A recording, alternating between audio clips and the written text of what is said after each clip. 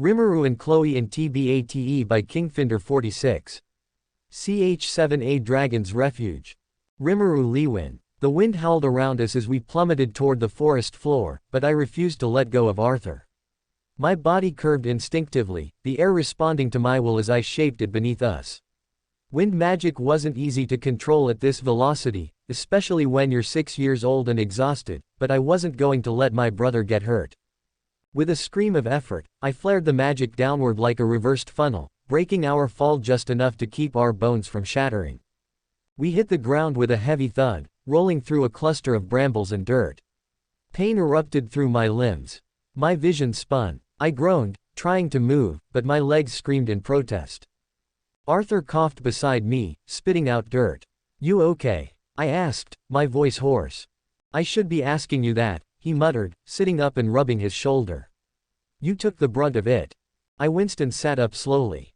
My back burned, my muscles throbbed, and it felt like I'd fought a wyvern with nothing but my fists. But Arthur was alive. That was enough. When I glanced to my left, I saw the water mage's corpse. I sighed and fell back again.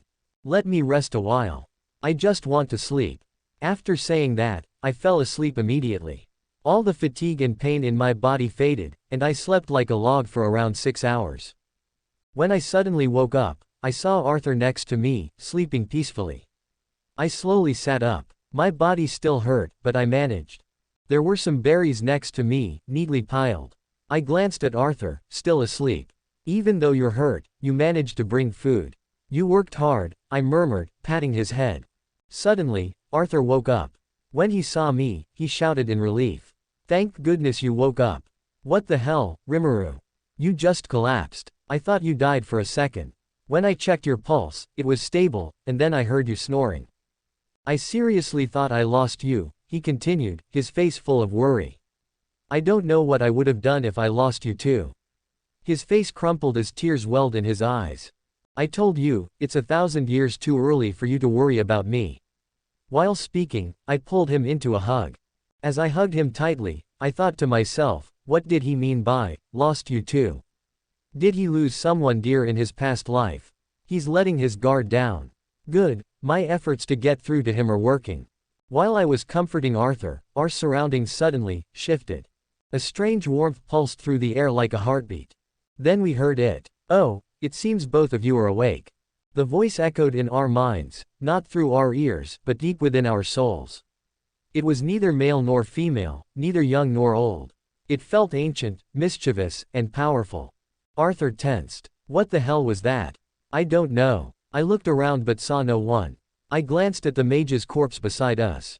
Unlike us, he didn't have the instinct to protect himself. If he'd used water magic to cushion the fall, he might have survived with broken bones.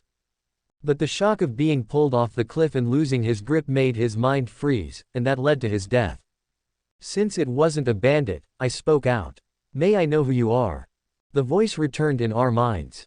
"If you want to meet your parents, come to the location." Suddenly, memories were implanted in our heads.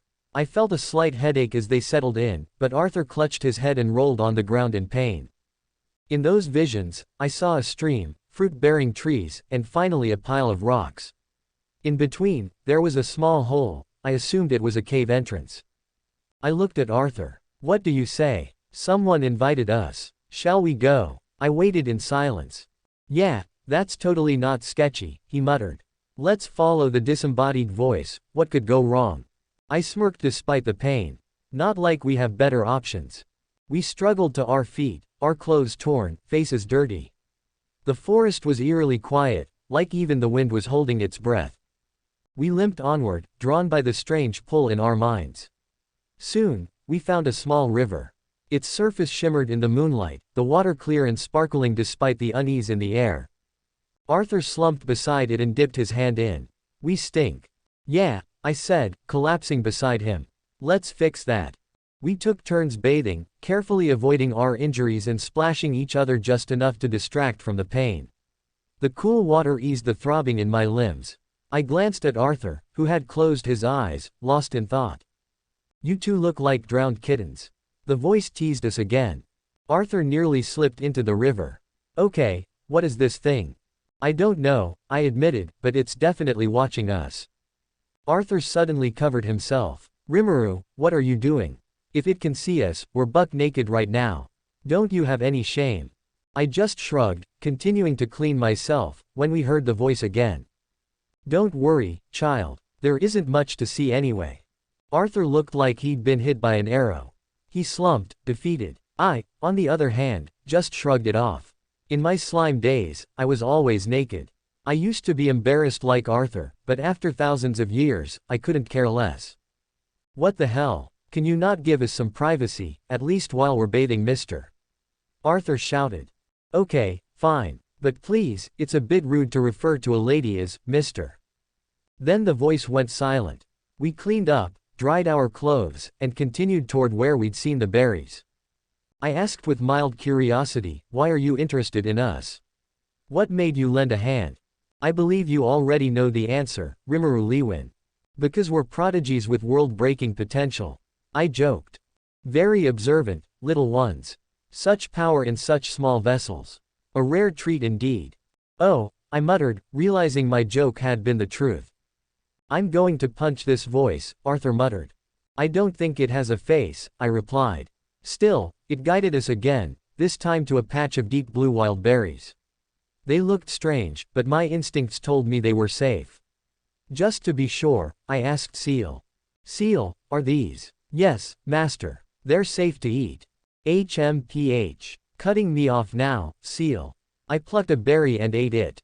It actually tastes good, I said with a small smile. Arthur watched me, then tried one. You're right. They're tasty. We ate until we were full, storing some for later. Did you enjoy the meal? I looked up at the sky and replied, yes. They were delicious. Thank you.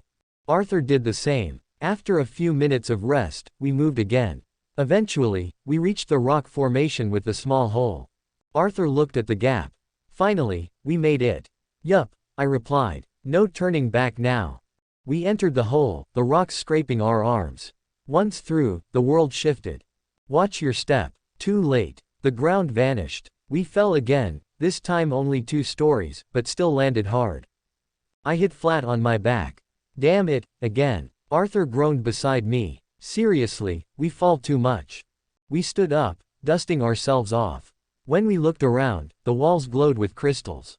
Strange vines dangled from the ceiling. A warm mist floated along the floor. Where are you? Come out already, Arthur shouted. The mist swirled. And then, she appeared, sitting on a throne. She had petrifying red eyes and stood 10 meters tall in this form.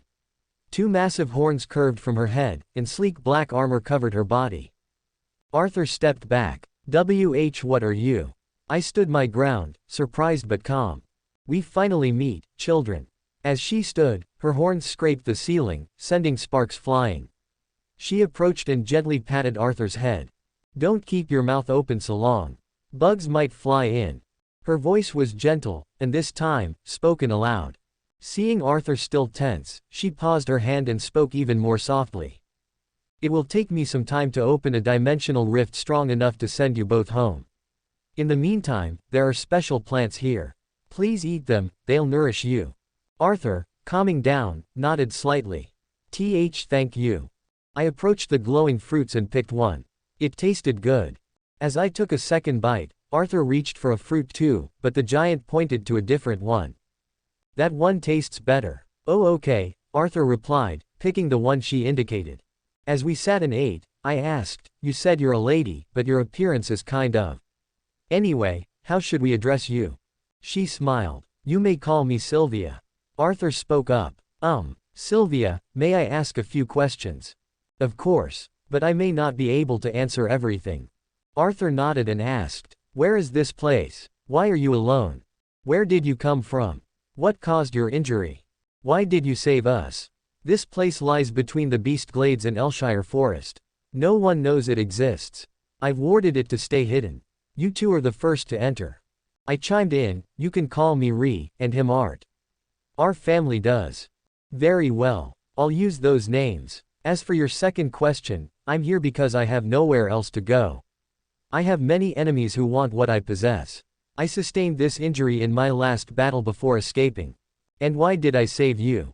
One reason I already mentioned. As for the other, maybe I was moved by your courage. Or perhaps, I was just lonely. Then she stood. "Ri, do you have any questions?" "No. You've answered mine too." "I see. Then I'll go rest. I need strength to create the dimensional portal." As she walked back, she stopped. "Ahem. Ri, Art, I can no longer sense your parents. But they are safe." Those words triggered something in Arthur. Tears flowed freely. I bowed. "Thank you, Sylvia, for telling us. I already knew, thanks to Seal, so hearing it again didn't hit as hard." Sylvia returned to her throne. Arthur and I found a place to sleep. As I lay down, sleep pulled me under before I realized. Third POV. Over the next few days, whenever Sylvia had time, she helped train Rimuru and Arthur. She treated them like a mother, guiding, nurturing, and scolding them when needed. One time, Arthur said he'd eradicate the bandits once he grew stronger. Sylvia walked up and tapped his forehead, telling him not to cloud his heart with vengeance. Arthur Lewin. Whenever Sylvia scolds me, I always think of Ri, both of them tend to give the same advice. This only proves my point. Rimuru always acts like an old man. The way he walks, the way he talks, even the smallest things, everything he does is refined to the max. One day, when Ri and I were meditating and refining our cores, Sylvia came to us. "Hey, since you're still young, you might as well learn how to meditate and absorb mana while moving, eventually even during battle. Humans have a very linear mindset when it comes to mana. Just start with the mindless moments and work your way up from there." I was shocked for a moment. "Wait, you can do that?" I asked in surprise. "Yes, and it would help you the most, Arthur." "Then what about Ri? Can you teach him this too?" I asked, slightly confused. "He doesn't need this training. That body of his absorbs mana 247 without fail. If anything, Ri has already perfected the art." I looked at Rimuru, who stood next to me wide-eyed. "What?" he asked, looking at me. "If you were already doing this, why didn't you teach me?" "No, why didn't you even tell me this method existed?" I said, clearly irritated. "Since you're a genius, I thought you'd figure it out soon enough," he replied, brushing me off. "Either way, it's not like I learned the skill. I've been absorbing mana naturally since I was born, it's instinctual." "Alright boys, calm down. So Art, do you want to learn this method?" "Yes, please teach it to me." After that day, Sylvia began teaching me how to replenish my mana even while moving. Many days passed, and I slowly got the hang of it. Eventually, I stabilized my mana flow even when in motion, and with time, I mastered the method. Rimuru Lewin. While Arthur practiced the technique throughout the day, I sat in a corner, refining my core. Back when I left Asper Town, I was at the solid red stage. Now, I had progressed to the light red stage. Arthur had reached the dark red stage while training with Sylvia. If he trained for another 2 months, he'd reach the solid red stage. That night, while Arthur slept, I approached Sylvia. "Hey, would you mind answering a few questions for me?" I asked calmly. "Sure. Then, would you mind answering some of my questions as well, Ri?" I nodded. "Then first, why is a dragon like you here?" Hearing that, Sylvia was taken aback. "So, you knew I was a dragon, huh? Hey, I can tell a dragon when I see one. Now answer the question." She proceeded to tell me everything, where she was born, how she was engaged to some guy named Agrona, and when he was exiled, he lost his mind. Sylvia, trying to support him, went to see him. But that bastard tried to kill her, which led to the wound she now has. From her story, the most important takeaway was that there were 2 other continents out there, each ruled by idiotic egomaniacs who thought they were the supreme beings of existence. Now I think I understand how the war might unfold. Those 2 would sit comfortably on their thrones and wage a proxy war between Decaden and the other continent. The third land was the so-called land of the deities, Epheotis. I heard that's where she's from. In that continent, many high-ranking races live, organized into clans, ruled by something like a council. Sylvia's father led that council. I think his name was called Kisses Indrath or something. I didn't pay much attention. But one thing I did note, was that they used a higher form of mana called ether. Sure, their control over it is limited, but that made them the strongest beings on the planet. So, I figured ether is something worth investigating. She even told me a war would break out in the future, which I already knew. That part was useless. Now I think I've answered all your questions through my story, right? I just nodded. Now, it's my turn to ask questions. Ask away, I replied, curious about what she wanted to know. First, who are you? She asked, full of curiosity. I can see souls and memories. When I looked at Arthur, I understood everything. That's why I held off telling him anything. But you're different. Every time I try to peer into you, I'm rejected. That's also why I never said anything, I couldn't sense your intentions. You're clearly not from this world. So, who are you? Do you really want to know? I asked, my tone serious. Yes, she replied. Then listen closely. I told her who I was, why I came to this world, and more. So unlike the self-proclaimed gods in our world, you're a true god. Ruler of all worlds? She asked, swallowing hard. Yes, you could say that, I said seriously. So you came to this world with your wife because you were bored? She asked, confused. Yes, you could say that, I replied again. Then may I ask another question? Sure, I answered. Do you know anything about your body? Currently, I don't. My partner, Seal, knows, but I forbade her from telling me. Why? Do you know anything? I don't know everything. But what I do know is that you're not human, not even 1%. You're something else. I believe you're of Asuran origin, or at least half, but I can't identify the other half. Is that so? I thought to myself. If it were anyone else, I'd be skeptical. But coming from the princess of the strongest family, I had to take it seriously. If I'm half Asura, can you tell me what race I belong to? I asked, clearly interested. I can't say. You don't match any Asuran race I know, maybe the ancient one. When I was young, I heard of a race so powerful they exiled themselves from the world. There's a saying in my continent, when the world faces ruin, the ancient clan from the unknown shall rise, to shield it from destruction and restore balance. So you think I'm part of this ancient clan? I asked, curious and trying to confirm her words. I told you, I don't know yet. Maybe you'll find more clues in the future. I see. Thanks, Sylvia, for clearing up some of my doubts and giving me a lead on my origins. We just exchanged information, Don't worry about it, I can't let it be. You gave me far more than I gave you. How about this, I'll grant you a wish. Ask me anything in the future, and I'll fulfill it. That's too generous, she said, visibly shocked. Don't worry, I think you'll use that wish soon enough. After saying that, I returned to Arthur's side, lay down, and closed my eyes, falling asleep.